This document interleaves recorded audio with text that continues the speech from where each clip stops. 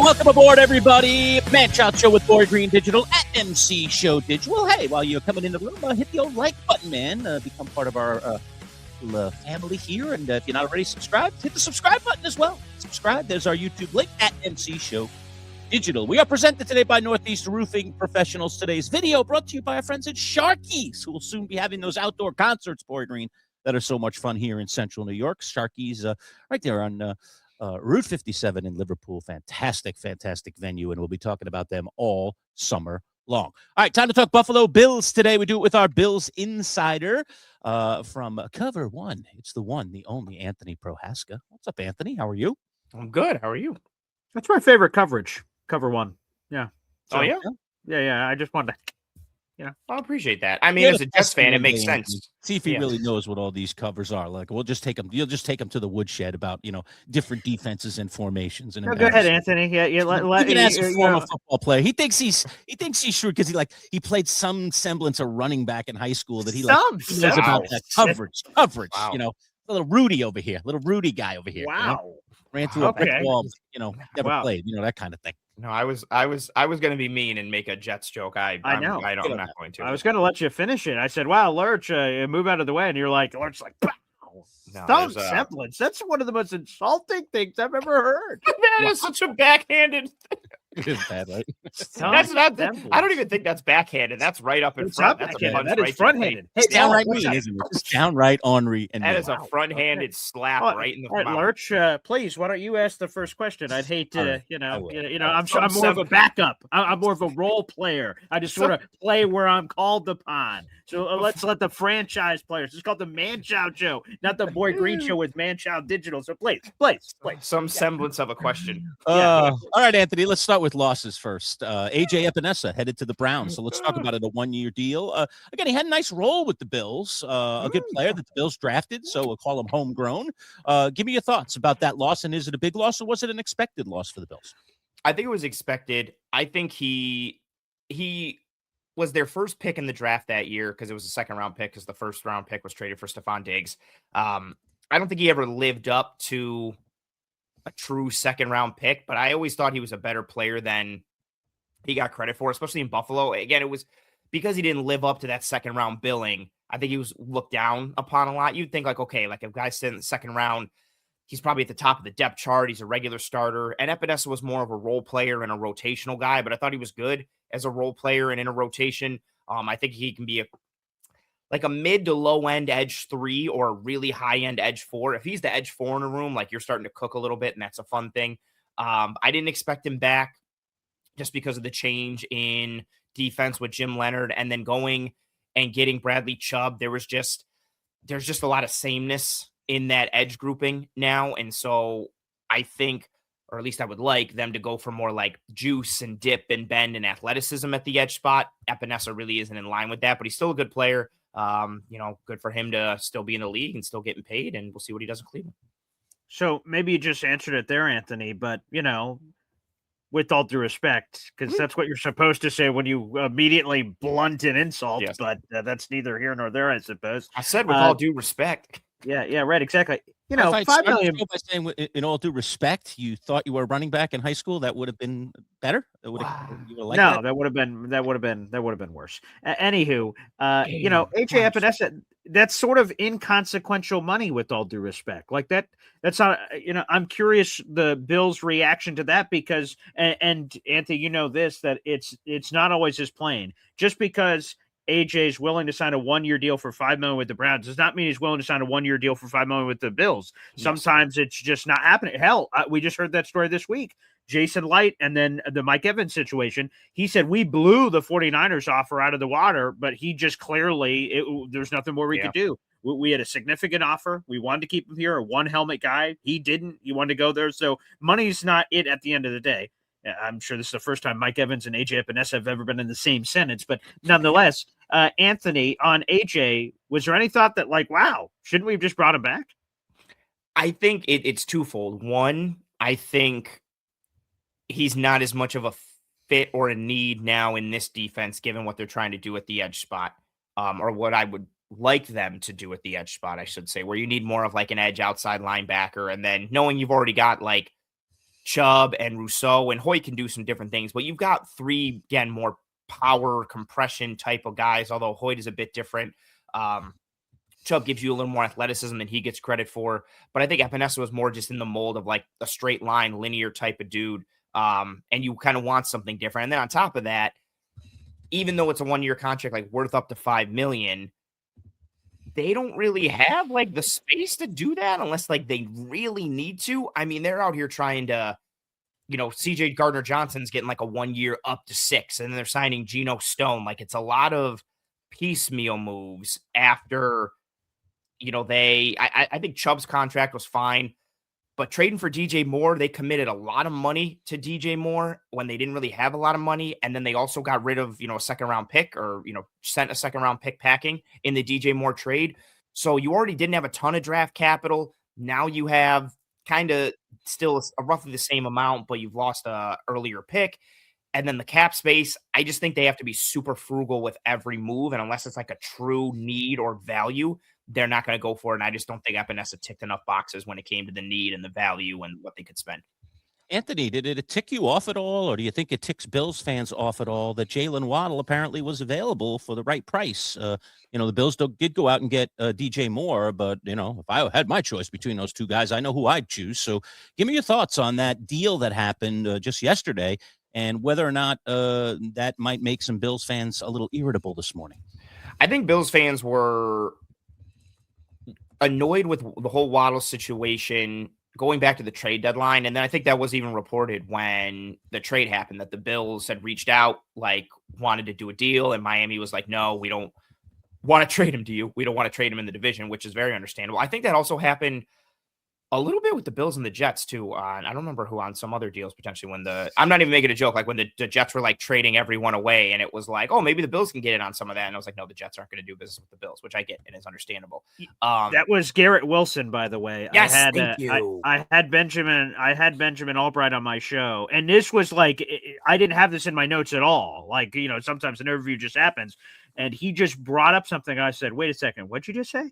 And I'm like, the Bills called. I said, about what? What? Like a restaurant recommendation? What the hell did they call us for at the deadline? And went, no, they called about Garrett Wilson. I'm like, Garrett Wilson, and he said, well, the Jets immediately went like, pounds in. He's not available. Get lost. It's not happening. But yes, I couldn't believe it. So I think that even goes to the notion of like Brandon Beane, seriously, for all his faults, he really does kick the tires on anything and everything. Like for all the people like, oh, I can't believe Beane's not doing anything. He tries a lot of stuff, even for something that on the surface, like I feel like I could have told you, Miami's not going to trade you Jalen Waddle. The Jets aren't going to trade you Garrett Wilson, but he tries. Like he makes efforts.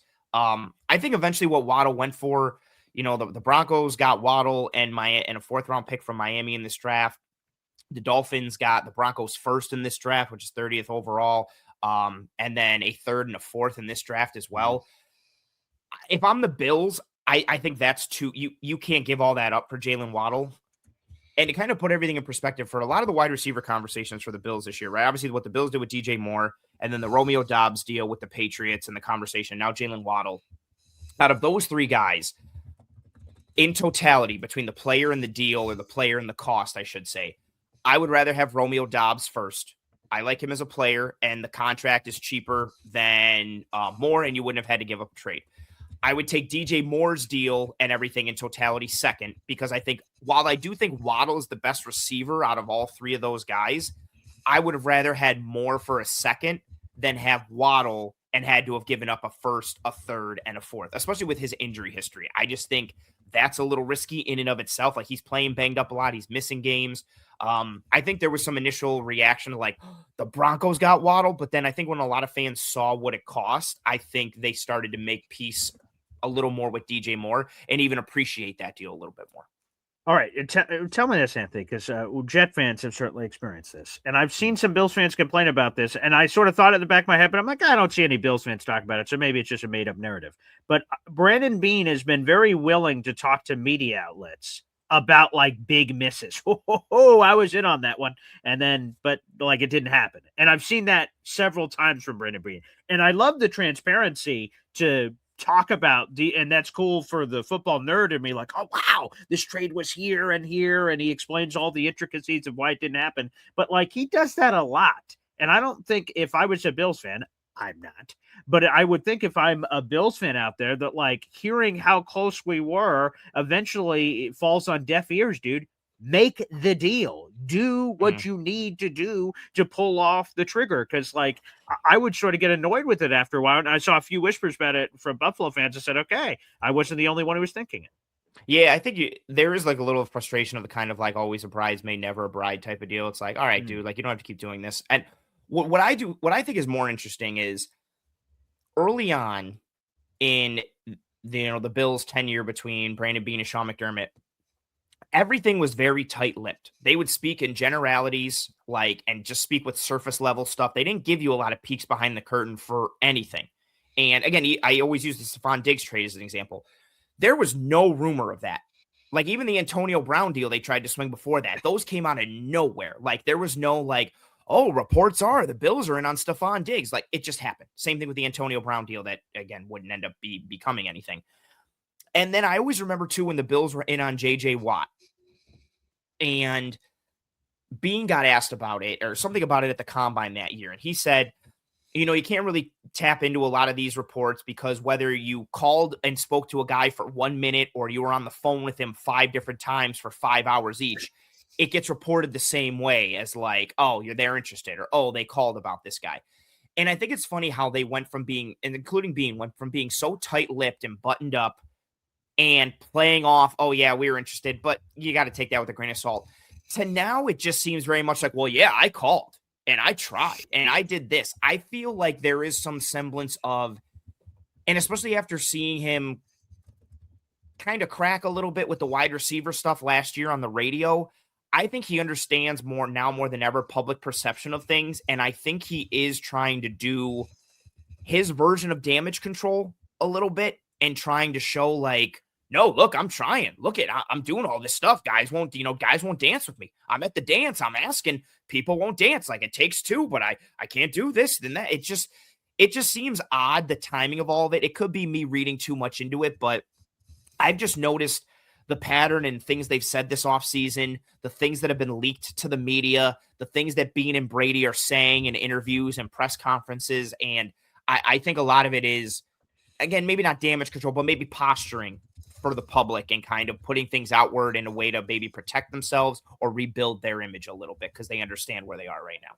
It's the Manchild Show with Boy Green Digital at MC Show Digital. We are presented by Northeast Roofing Professionals. Today's video brought to you by our friends at Sharkies. You see the link right there. Pop the like button and, of course, subscribe to the channel if you're not already subscribed. It's at MC Show Digital on YouTube. Quick 30 seconds from Sharkies, and then we're back. We'll talk about the Bills getting their version of Geno when we return.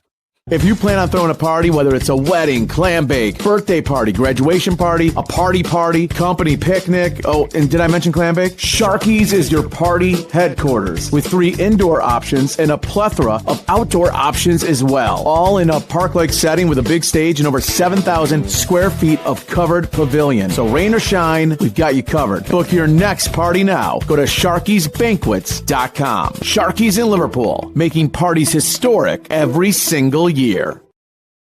And big events coming at Sharkies as the weather gets warmer here in central New York. Talking with Anthony Prohaska, our Bills insider. It's the Manchild Show with Boy Green Digital at MC Show Digital. We are presented by Northeast Roofing Professionals and ERPCNY.com for all your roofing needs right here in the greater central New York, especially in Fayetteville and in DeWitt. By the way, well, let me just jump into the next question. I teased the Geno thing. So the Jets, of course, have Geno Smith, their quarterback. You got a GS too, man. Geno Stone. Tell us about Geno Stone, the newest safety addition here to the Buffalo Bills defense. Yeah, the Bills brought Geno Stone and Chauncey Gardner-Johnson in on 1-year deals. I think Geno is more of the depth guy. Maybe if they go for some 3 safety looks, you could get him in there. He's never been a plus athlete. He had a good year, I think in 2023 for Baltimore when he had like 7 interceptions. He's very much a, right place, right time kind of guy, but he puts himself in that position. I think the way he sees the game and the ability to put himself for overthrows, underthrows, but he would jump some routes in Baltimore and he would make some plays that were like, oh, wow, this like indicative of a guy with good processing and who's reading route distributions, reading the quarterback and understands the game. I think at this point where he is now, again, he already wasn't he was very much not a plus athlete coming out of Iowa as a rookie. I think that's diminished even further now. There's questions. So there's questions with athleticism, questions about him in space, questions about him tackling, and all kind of not good questions.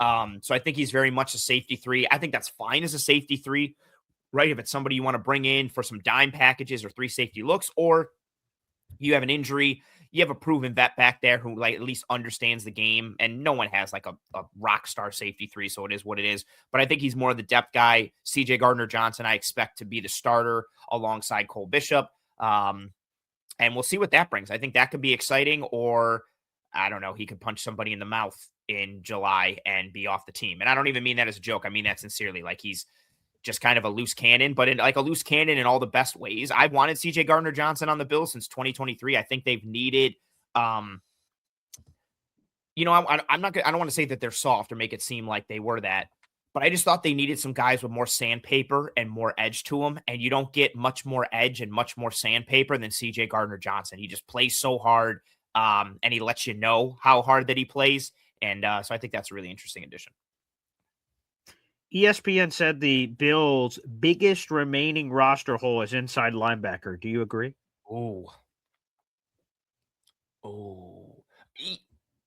Yeah, from like a whole perspective, yeah. I do think edge is still in need. You don't know what you're going to get from Michael Hoyt this year as he comes back from the Achilles, and I do think you need another skill set, or a different skill set added to edge. Like we talked about, some juice, some bend, some dip, like all that, and some more athleticism at that spot. Maybe not athleticism, but juice and bend for sure. I do think they need a true nose tackle. I don't want Deion Walker living as the true nose. And I know they've got like Zion Logue and Fedarian Mathis, but I think you need a true proven nose. It could be a draft pick. I wanted a guy in free agency like Roy Lopez or Kyrus Tonga. I'd still take DJ Reader, Andrew Billings. Like, there was a bunch of guys that like fit this mold, but I think they need a true nose.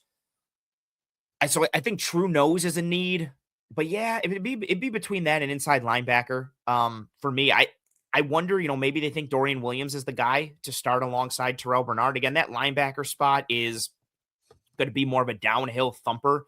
The only issue with Dorian is I think there's still questions to his game as far as a coverage, role and coverage standpoint. And then, part of why I wanted a guy like Leo Chenal or Caden Ellis, you're not taking Dorian Williams and lining him up on the edge and having him rush an offensive tackle one-on-one with some semblance of an idea of being able to beat them. It's just not there. So I would say right now, if we're talking mock draft stuff, I don't think if the Bills are making a pick at the end of round 1, if they don't trade back, which I think a trade back is likely, I think maybe they take Caden McDonald, nose tackle from Ohio State.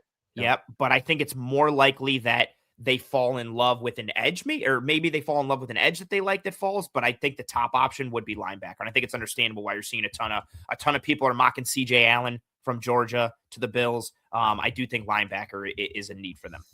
Anthony, now that they don't have a second round pick, how important or how pivotal is that first round selection? Or as you say, maybe they try to trade it. I don't know if you're talking about trying to turn it into 2 or what you're thinking there. But give me your thoughts about how pivotal that pick becomes, because when you're only picking once and then you don't pick again until the 3rd round, that's a long time to wait. You got to get a good player. Yeah, it's super pivotal. Especially when you consider like the best value in this draft is really from like picks 25 to 65, 25 to 70, and you're not really falling in there. In an ideal world, I think the Bills trade back from 26 and try and get another 3rd, or if they can strike some deal where, they get a team that has 2 seconds and it works out, something like that. I think they try and trade back and get another day 2 pick in there somehow, some way. Again, I think the easiest is somebody who really loves somebody, wants to move up, and then gives you a 3rd on top of it. And you're like, okay, let's go back 5, 10 spots, and maybe we get an early 4th, or we get a 3rd, something like that. But it really does put a lot of onus on that first round pick, nailing it in whatever way. If you pick somebody, it would really help if they hit. If you trade that pick, it would be really great if you got the right value, because they still, again, at the end of the day, they still do have a lot of churn that they have to make on the defense. And it's not all going to happen this year. It was never all going to happen this year. But you need, I think Jim Leonard raises the floor of this defense, but you still need the right body types and skill sets to maximize the ceiling and what he can bring. And then You always need to reinforce other spots on offense. You still have some questions at wide receiver. There are some questions at tight end in some various ways. Your offensive line looks set, but you always need offensive line. So you always need to replenish it given spots every year. Corner is also a need, outside corner from a depth perspective, but maybe going forward, like from a future perspective and with injuries. So there's always certain spots you have to draft year after year, or you should. And then the Bills have big needs this year and next year on top of that. So if they keep the pick at 26, they have to nail it. If they trade back, they have to get the right value. They need good, cost-effective talent on this roster. And last one for me here, Anthony. Another article on ESPN was highlighting the biggest weaknesses on the top contenders in the National Football League. And instead of inside linebacker, they highlighted left guard. And they said that they identified the problem and said the solution is getting one of these big free agents like Joel Petonio or something and plugging him in there. You just said that the offensive line is set. And on previous episodes, you've sort of indicated with the latest moves the Bills had made that it seems like internal options was the most likely to solve whatever holes may be perceived from the outside looking in. What do you make of ESPN's, urging for the Bills to make a little bit of a splash with a bigger name instead? I understand it because I don't think a lot of national publications are going to look at Alec Anderson who's penciled in at left guard right now. And I don't think a lot of national people are looking at that and being like, oh, he's going to be the starter. Like, I think a lot of people will be like, who? Like, they don't know who that is. But I think Anderson really can follow in the mold of what David Edwards was. David Edwards was the jumbo tight end. Granted, David Edwards had more starting experience and he was tremendously and technically sound. Anderson's a little more violent, a little more movement to him. Still a very smart player. Not on the level of Edwards. That's not a knock against Anderson. That's just because David Edwards is crazy, crazy high football IQ in addition to his technique. But I think Alec Anderson is penciled in at left guard. And if he's the starting guard on opening day, I think that's fine. He's been in the system for multiple years. You know what you're getting from him. I thought it was a good chance he started at either guard or center, depending on who came back between McGovern and Edwards.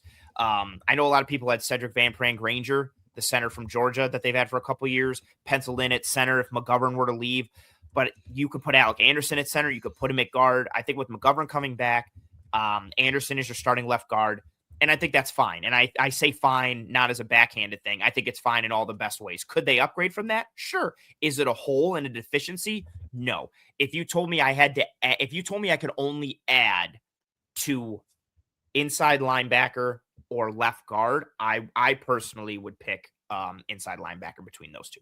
Talking with Anthony Prohaska at Cover One. It's the Manchild Show with Boy Green Digital. Anthony, I'll end with this. I don't know if you've gotten a peek, but I've been keeping my eye on the Buffalo Bills website because they keep putting up little videos, little tantalizing videos about the new stadium, which is going to open this season. A couple of cool things that I saw. The lighting in the locker rooms are incredible, where they can light the floor one color and the ceiling another color based on the game jerseys that the Bills are wearing in a given day. That's pretty sexy.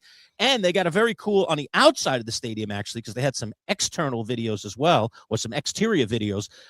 They're going to have like this ring of honor that's going to be kind of in a park-like setting that people will walk through as they come up to the stadium. So what are you hearing about this spectacular stadium and how spectacular will it be? I think there's a lot of buzz around it. I think even the bones of it, like the biggest thing, mine is the least sexy of all. I'm really excited to have a natural grass field. It's just better from an injury perspective, unless you're Levi Stadium where the 49ers play and it's horrible grass surrounded by whatever they're surrounded by, like a radioactive minefield or whatever it is surrounding them. But natural grass is better for joints. It's better for injuries.